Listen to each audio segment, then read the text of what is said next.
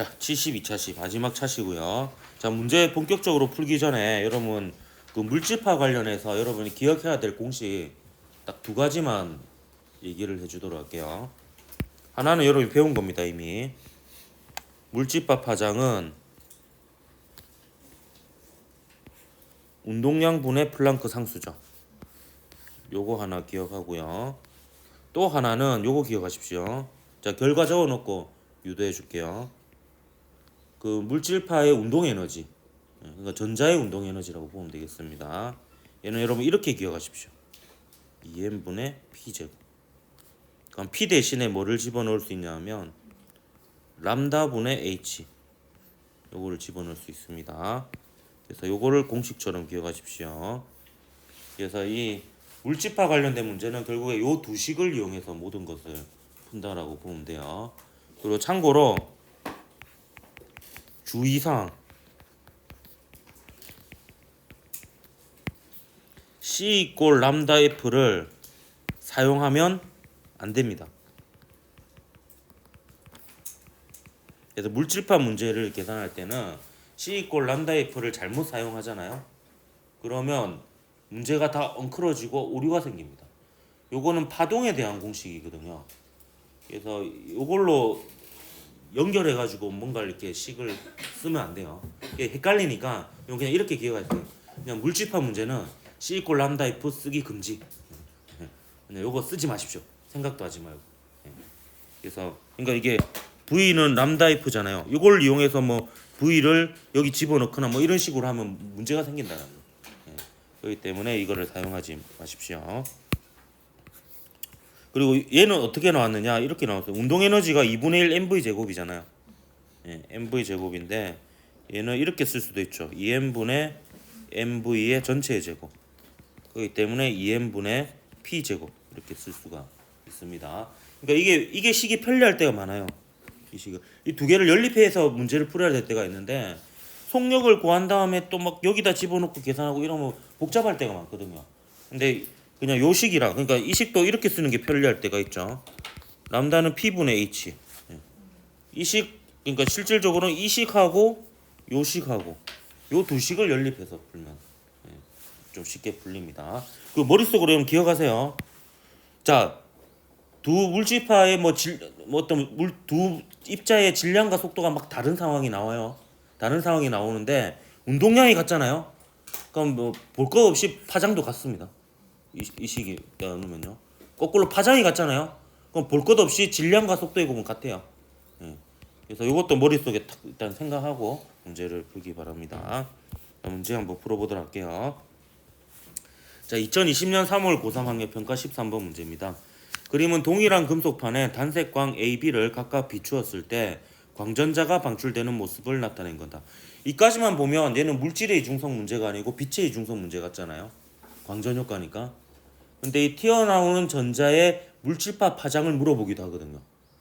그러면 이게 물질의 이중성하고 섞인 문제가 됩니다. 그래서 이제 이런 경우에는 제가 뒤쪽에 분류를 해놓거든요. 왜냐하면 물질파까지 알아야지 볼 수가 있으니까.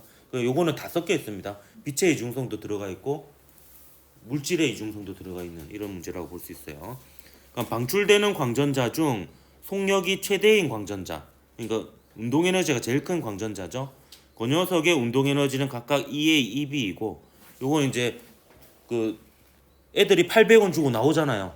그 거스름돈의 액수에 해당이 되겠습니다. 이때 EA가 EB보다 더 크다라고 하네요.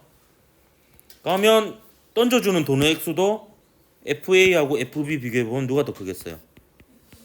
FA가 더 크겠죠.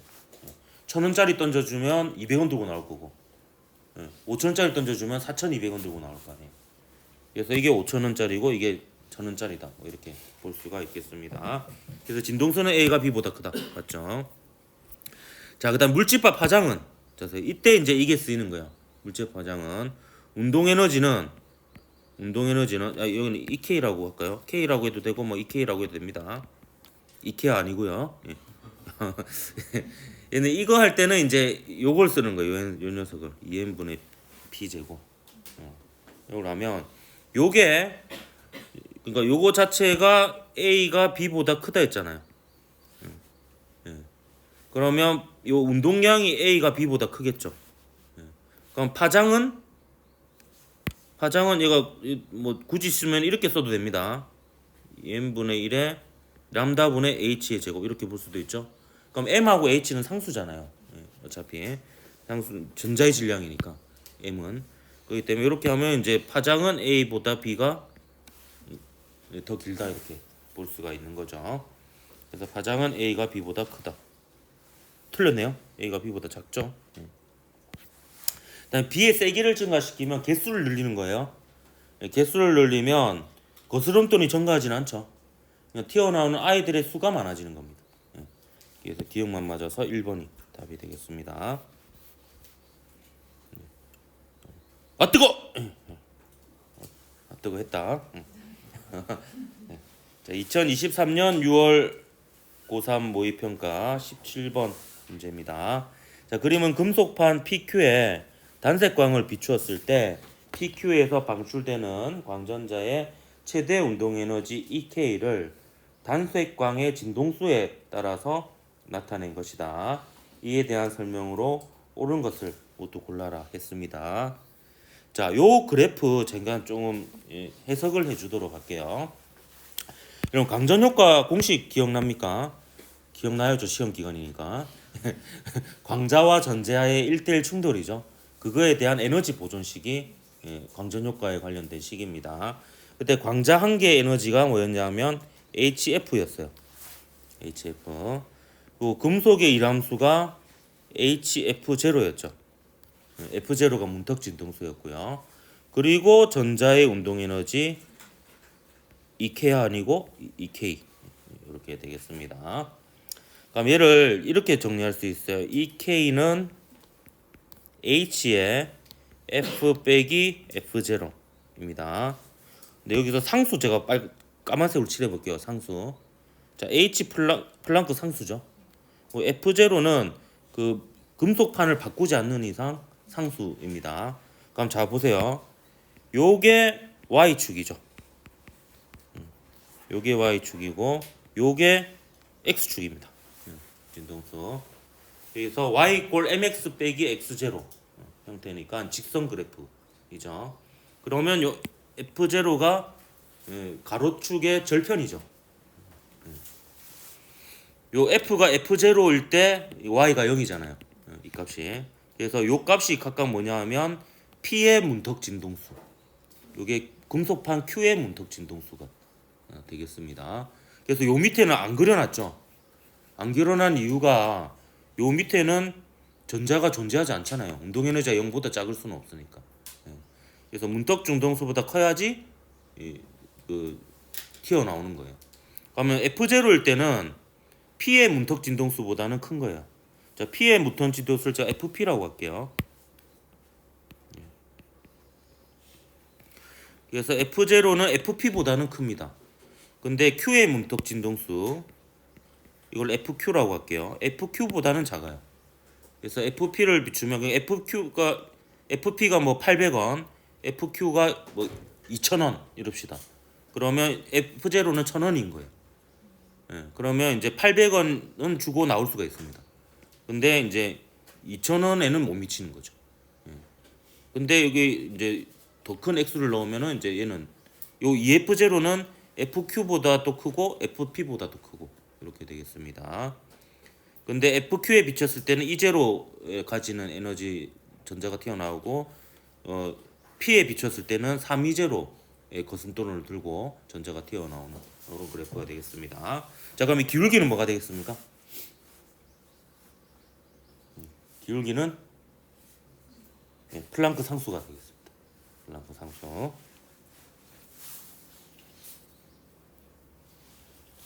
네.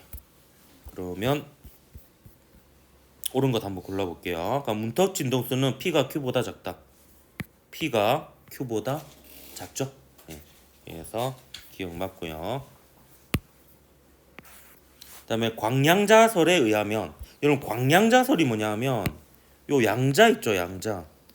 양자가 뭐냐면 어떤 물리적 대상이 어떤 물리량을 불연속적인 값들만 가질 수 있는 특정한 불연속적인 값들만 가질 수 있으면 그 양을 양자라 그러거든요. 그래서 광양자설은 뭐냐면 빛이 에너지를 전달하는데 불연속적인 값 덩어리로 전달을 한다라는 설이에요. 그게 이제 광양자설입니다. 예. 이 광양자설의 결과가 딴 게 아니고 이겁니다. 이거 예. 전자와 광자와 전자 1대1 충돌. 이게 광양자설입니다. 그래서 광양자설은 그러니까 아인슈타인이 광전 효과를 해석한 데 쓰인 이론이 광양자설이다 이렇게 보면 되겠습니다. 빛을 연속적인 파동으로 보지 않고 불연속적인 덩어리로 보겠다라는 게 광양자설이 되겠습니다. 실제로 아인슈타인이 처음부터 광자라고 표현을 쓰지 않았어요. 광양자라는 표현을 먼저 썼습니다. 그리고 나중에 이제 광자로 확립이 된 겁니다. 이에 의하면 진동수가 F0인 단색광을 Q에 오랫동안 비춰봤자 광전자가 방출되지 않죠. 왜냐하면 이제 문턱 진동수보다 작으니까. 그래서 통행료가 1,600원인데 1,000원짜리 아무리 많이 던져봤자 못 나오는 거예요. 이런 식입니다. 그래서 이거 맞고요. 그다음에 진동수가 2F0일 때 광전자의 물질발 파장의 최소값은 Q에서가 P에서의 3배이다. 이렇게 되어 있는데요. 자, 그러면 여기 봅시다. 자, 운동에너지 공식 다시 써볼게요. 얘는 2m분의 P 제곱이고요. 그죠? 이거는 P 대신에 람다분의 H 집어넣으면 2m분의 1의 람다분의 H의 제곱입니다. 그러면 EF0를 비췄을 때 운동에너지가 보세요. 얘랑 얘 비교해보면 몇 배가 됩니까? 자, Q에서가 요게 Q에서죠. 요게 P에서죠. 그럼 Q에서가 그러니까 E0가 3E0에 비해서 3분의 1배가 되죠. 3분의 1배. 그래서 이 운동 에너지가 3분의 1배예요. 그러면 파장은 몇 배가 돼야 되겠어요? 네, 루트 3배가 돼야 됩니다. 이렇게 몇 배이냐 물어볼 때는 이렇게 문제를 풀어도 돼요. 예. 그 운동량은 몇 배라고 하면 되겠어요?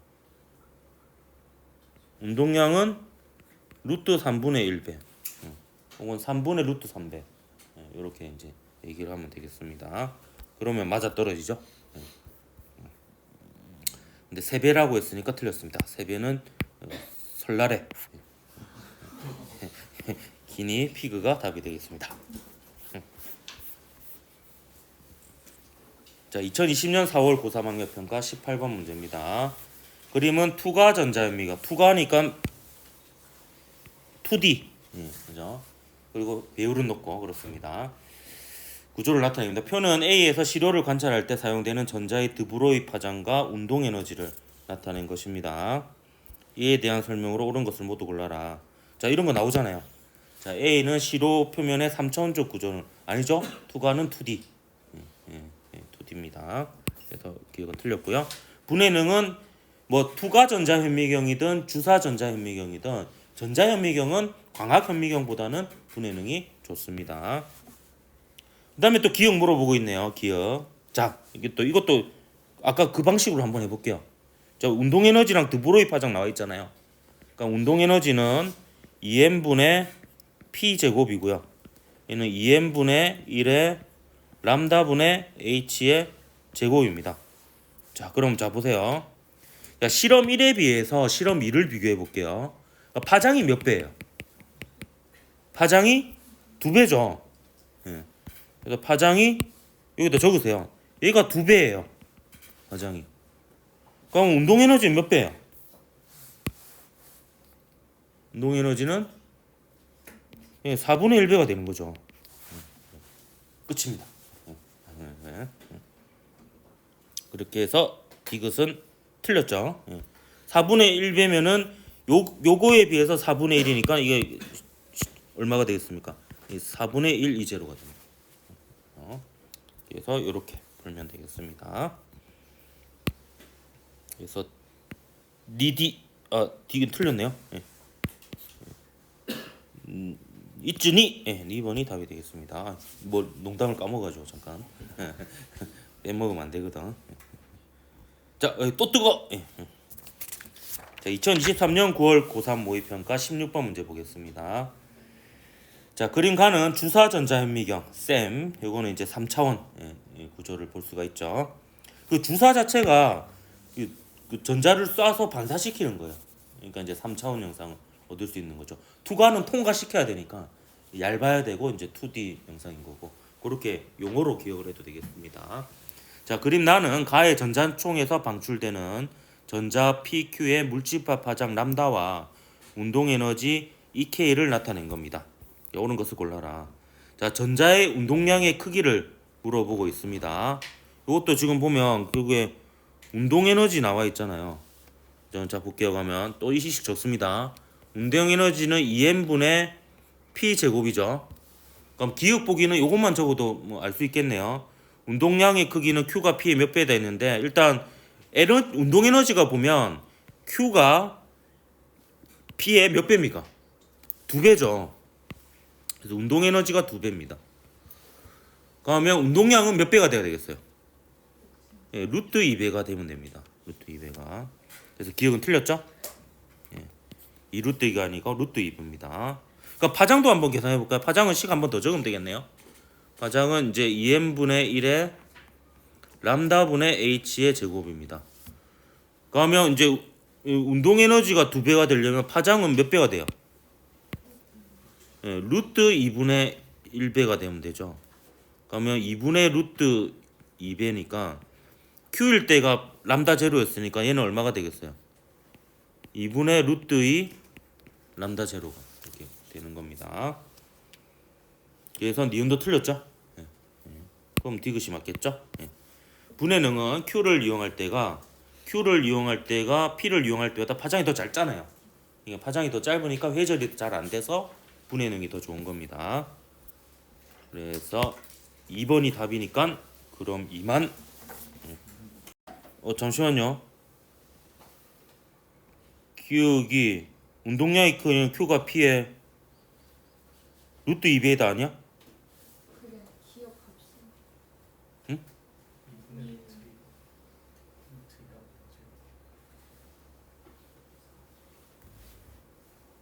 아니,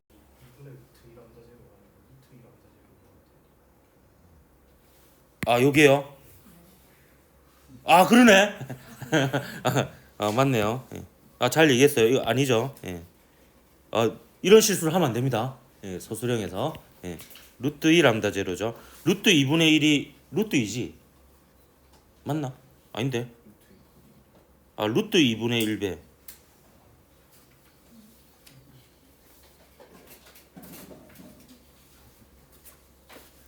루트 2분의 1 람다 제로. 2분의 루트 2 람다 아니야? 잠깐만, 이거 내가 헷갈리노.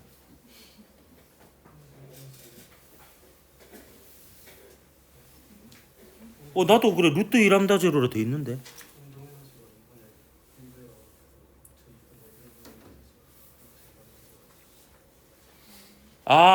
운동 에너지가 2배가 되니까.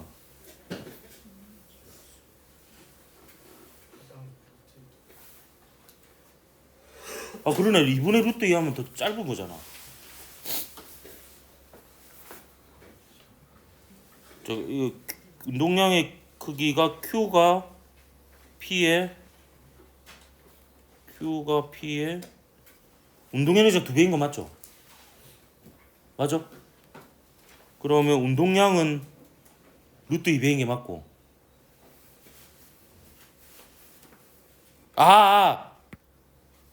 이게 거꾸로네. 이게 기억의 루트 2분의 1배네요. 그래서 틀렸네. 주어가 목적어가 바뀌었네요. 지금 모든 것이 지금 요 몇 배인지 한 게 Q가 P의 몇 배이냐라고 하고 있잖아요. 그죠? 그러면 이게 계산할 때는 람다 제로가 기억의 루트 2분의 1배인 거네. 맞죠? 그렇기 때문에 기억이 루트 2 람다 제로가 되는 겁니다.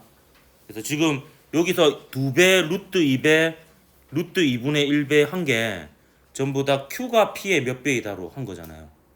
예.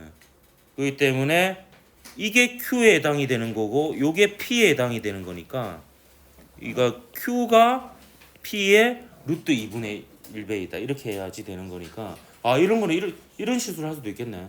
그래서 그 기억 니은 디귿 풀 때 앞에 있던 걸 재사용하지 말고 그냥 각각 독립해서 푸는 게 더 나을 수도 있겠네요. 예, 이거는 네. 아이고 잘 얘기해 줬습니다. 예. 근데 이상하게 풀이는 틀렸는데 답은 맞았네.